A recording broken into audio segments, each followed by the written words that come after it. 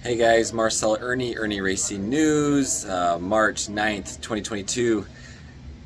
This little girl, 12 years old, understands the Canadian banking system more than the majority of the population, so let's take a listen.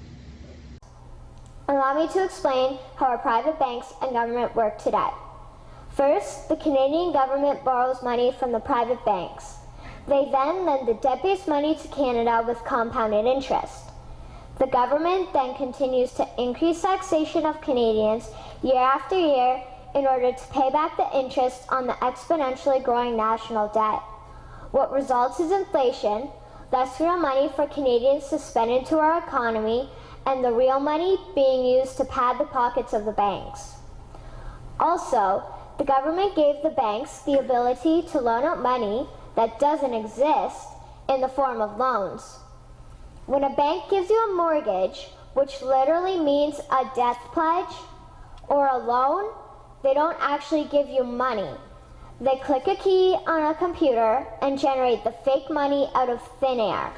They don't actually have it in their bank vaults. Presently, the banks only have $4 billion on reserve, but they have loaned out over $1.5 trillion. To quote Graham Towers, each and every time a bank makes a loan, a new bank credit is created. New deposits, brand new money. Broadly speaking, all new money comes out of a bank in the form of loans. As loans are debt, then under the present system, all money is debt. What I find interesting is even Jesus in Matthew 21 drove out the money changers in the temple because they were manipulating the currency to steal money from the people. The private banks are just like the money changers in Matthew 21. They are defrauding and robbing the people of Canada, thus their freedom, and they need to be stopped. How should the banking system work? In an infamous interview, Mr. McGeer asked Mr. Towers, "Can you tell me why a government with power to create money should give that power away to a private monopoly and then borrow that which Parliament can create itself back at interest to the point of national bankruptcy?" Mr. Towers replied, "If Parliament wants to change the form of operating the banking system, then certainly that is within the powers of Parliament.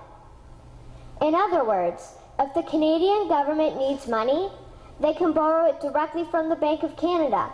The people would then pay fair taxes to repay the Bank of Canada. This tax money would in turn get injected back into our economic infrastructure and the debt would be wiped out. Canadians would again prosper with real money as the foundation of our economic structure and not debt money. Regarding the debt money owed to the private banks, such as the Royal Bank, we would simply have the Bank of Canada print the money owing, hand it over to the private banks, and then clear the debt with the Bank of Canada. And yes, we have the power and lawful right to do so." In conclusion, it has become painfully obvious, even for me, a 12-year-old Canadian, that we are being defrauded and robbed by the banking system and a complicit government. What will we do to stop this crime? What will we do to ensure that the next generation will live free and clear of the debt-based economy that enslaves them to the banks?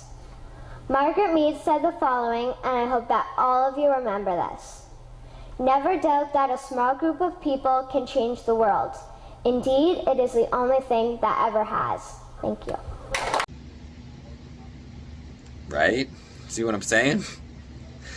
So yeah, thank you little girl of 12 years old for explaining the Canadian banking debt system, the slavery system of debt.